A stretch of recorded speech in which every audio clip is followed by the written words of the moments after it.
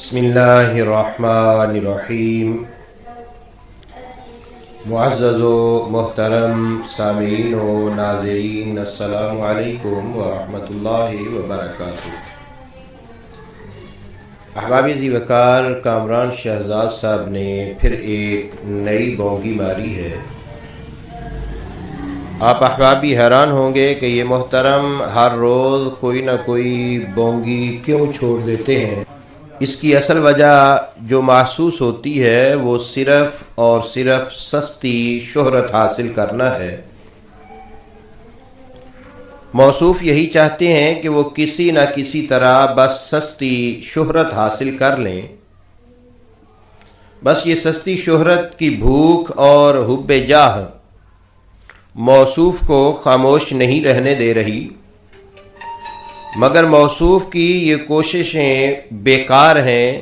ان حضرت کی جو کوششیں اور حرکتیں ہیں، ان سے تو نہیں لگتا کہ سوائے چند سادہ لوح اور خود نمائی کے طالب لوگوں کے ان کے نظریات کو کوئی قبول کرے گا۔ ان کی حالت کو دیکھتے ہوئے موسمی میڈک یاد آ جاتے ہیں جو ایک مخصوص سیزن میں شور و غل کرتے ہیں اور پھر چپ ہو جاتے ہیں۔ اگر بدقسمتی سے کسی گرے پڑے شخص کی فالوئنگ بڑھنا شروع ہو جاتی ہے تو وہ شخص اپنے آپ کو نہ جانے کیا سے کیا سمجھنے لگتا ہے اور اس کے دماغ میں جلیل القدر ائمہ دین کی ہمسری کا بھوت سوار ہو جاتا ہے۔ ماضی قریب اور ماضی بعید میں بھی ہمیں ایسے اشخاص کی مثالیں دیکھنے کو ملتی ہیں جن کے وقتی سحر سے کچھ لوگ مسحور ہوئے اور بعد میں ان کی حیثیت جلے ہوئے سگریٹ کی راکھ کی مانند ہو گئی، اور اہل اسلام انہیں گمراہ فرقوں کے بانی ہونے کے علاوہ نہیں جانتے۔ مثلا منکر حدیث پرویز کو دیکھ لیں، اور برق جیسے ملحدین کے ساتھ جو ہوا وہ سامعین و ناظرین میں سے اکثریت سے ڈھکا چھپا نہیں ہوگا۔ کامران شہزاد صاحب کو بھی زیادہ خوش ہونے کی ضرورت نہیں ہے۔ اگر بدقسمتی سے اس روش پر چلتے ہوئے ان کے فالوور بڑھ بھی گئے تو بھی انہیں ایک گمراہ اور بے راہ فرقے کے علم بردار کے طور پر ہی دیکھا جائے گا۔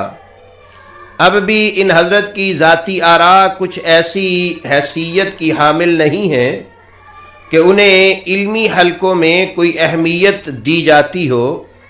اگر جناب کامران شہزاد صاحب بزرگان دین اور ائمہ اسلام کے نام لے کر ان پر جھوٹ نہ بولتے اور ان کی طرف جھوٹے حوالے منسوب نہ کرتے تو ان حضرت کی نقاب کشائی کرنے کے لیے ہمیں بھی کوئی دلچسپی پیدا نہ ہوتی، کیونکہ رب تعالیٰ کے فضل و کرم سے فقیر کو شروع سے ہی مذہبی کتابوں کا ایک اچھا خاصا ذخیرہ نہ صرف دیکھنے بلکہ مطالعہ کرنے کو بھی ملا، جس میں کئی بد مذہب گروہوں کی چوٹی کی کتابیں بھی موجود تھیں، اور وہ اپنی گمراہی کو چھپانے کے لیے جو دلائل دیتے ہیں اور جن کا سہارا لیتے ہیں اور اپنی کتب میں لکھتے رہے، الحمدللہ فقیر کے پیش نظر ہیں۔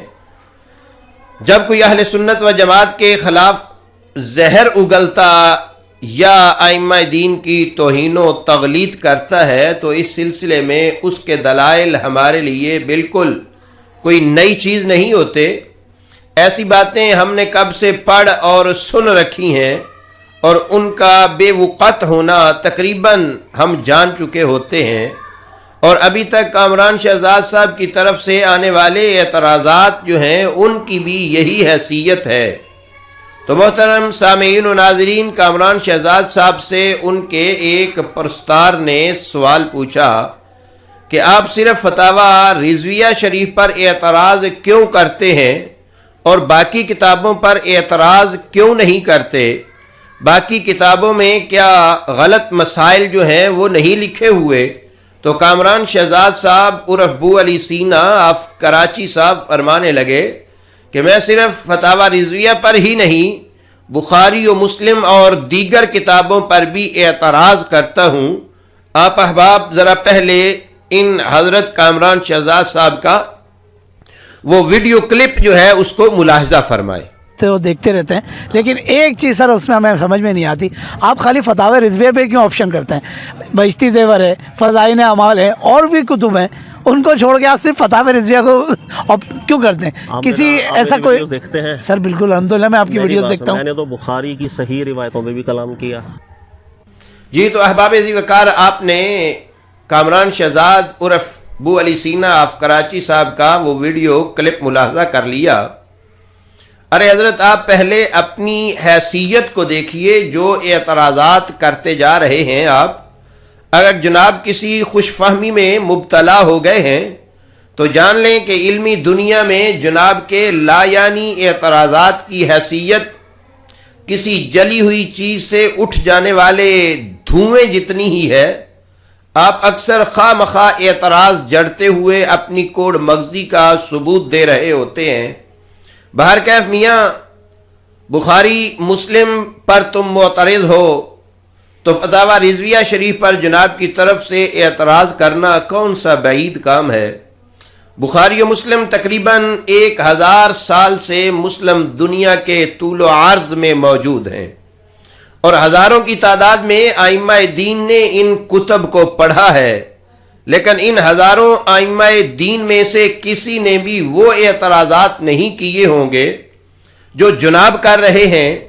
لیکن اس کا یہ مطلب ہرگز نہ سمجھ لینا کہ ہم ہر کتاب کو کتاب رب الارباب کی طرح محفوظ و مامون سمجھتے ہیں۔ نہیں، ایسا ہرگز نہیں ہے۔ ہم تو کہتے ہیں اور مانتے بھی ہیں کہ بعد از انبیاء کلام بشر خطا و نسیان سے خالی نہیں ہوتا۔ کوئی کتنا بڑا عالم ہی کیوں نہ ہو، ہر عالم سے سہو و نسیان اور فروگزاشت جو ہے اس کا امکان موجود ہے، اور اس کی تحریر اور تقریر میں خطا بھی ممکن ہے۔ ہم نے کبھی بھی کسی کتاب کے لیے سوائے قرآن مجید فرقان حمید کے عصمت کا دعویٰ نہیں کیا، مگر اس کا مطلب یہ بھی نہیں ہے کہ ہر ایرا غیرہ نتھو خیرہ جو ہے وہ منہ اٹھا کر اعتراض کرنے بیٹھ جائے اور بے دلیل اس کے ان اعتراضات کو تسلیم کر لیا جائے۔ ہمیں ایسے نتھو خیروں کے اعتراضات جمانے پر اعتراض ہے کہ یہ نتھو خیرے بلا سوچ و سمجھے بو علی سینہ بننے کے خواب کیوں دیکھنا شروع ہو جاتے ہیں، اور بے وقوفانہ اعتراض کیوں کرنے لگ جاتے ہیں۔ ہمیں ایسے بے وقوفانہ اعتراضات پر اعتراض ہے۔ کبھی غامدی جیسے ملحد سامنے آتے ہیں اور بخاری و مسلم پر اعتراض کرنے بیٹھ جاتے ہیں، جن کے اعتراضات کا مقصد تعمیر نہیں بلکہ تخریب ہوتا ہے۔ منمانی تشریحات اور خود ساختہ توجیحات کے سہارے اسلامی معاشرے اور اسلامی روایات کا حلیہ بگاڑنے کی کوششیں کی جاتی ہیں، مگر یہ حضرت کامران شہزاد صاحب ہیں کہ انہیں حضور سیدی اعلیٰ حضرت رحمہ اللہ سے دشمنی لگتی ہے، اور سیدی اعلیٰ حضرت رحمہ اللہ پر یہ بے جا اعتراضات کر کر کے اپنی جہالتوں کو آشکار کرتے نظر آتے ہیں۔ روافض اگر حضرت سیدنا ابو بکر صدیق اور عمر فاروق رضی اللہ تعالی عنہما اور دیگر صحابہ کرام رضوان اللہ تعالی علیہم اجمعین پر اعتراض کرتے ہیں، اور اس سلسلے میں انہوں نے بے شمار کتابیں بھی لکھی ہیں، اور بعض اوقات اپنی چرب زبانی سے بعض اوقات وہ عوام الناس کو گمراہ کرنے میں کامیاب بھی ہو جاتے ہیں۔ کیا روافض کی ان حرکات قبیحہ و شنیعہ سے حضرت سیدنا ابو بکر صدیق، عمر فاروق، عثمان غنی کی صداقت و عدالت اور سخاوت یا دیگر صحابہ کرام رضوان اللہ علیہم اجمعین کی بزرگی جو ہے وہ مشکوک ہو سکتی ہے؟ نہیں، ہرگز نہیں ایسا ہو سکتا۔ اسی طریقے اگر کامران شہزاد صاحب جناب ائمہ دین اور بزرگان دین پر اعتراض کرنے لگ جاؤ گے تو جناب کے اعتراضات سے ان بزرگان دین اور ائمہ اہل سنت و جماعت کی عظمتوں میں کوئی فرق نہیں آئے گا۔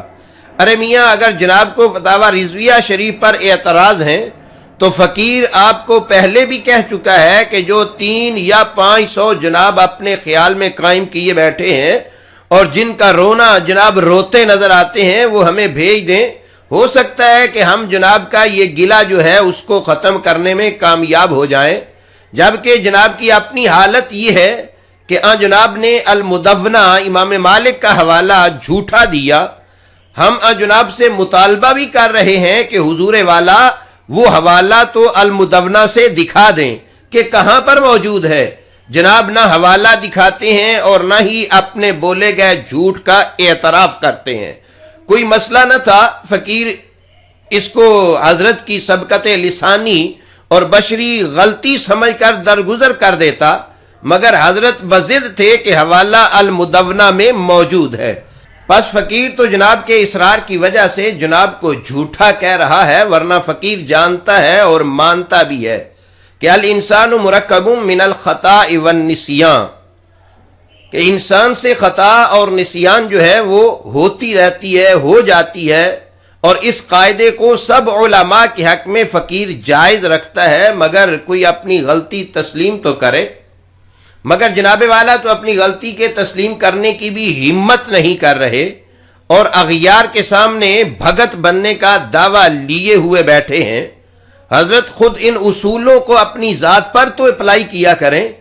جناب کی کتنی ہی غلطیوں کی فقیر نشاندہی کر چکا ہے، اگر وہ غلطیاں نہیں تو فقیر کی جناب اصلاح فرما دیں، اور اگر غلطیاں ہی ہیں تو جناب ضد کو ترک کیوں نہیں کر دیتے، اور اس کے باوجود جناب کس منہ سے بھگت بننے میں کوشاں ہیں۔ تو کامران شہزاد صاحب، میں رب سے یہی دعا کر سکتا ہوں کہ اللہ رب العالمین ہم سب کو ہدایت نصیب فرمائے، پروردگار آپ کو بھی اور ہمیں بھی ہدایت نصیب فرمائے، آمین بجاہ النبی الکریم صلی اللہ تعالی علیہ وسلم۔ والسلام علیکم ورحمۃ اللہ وبرکاتہ۔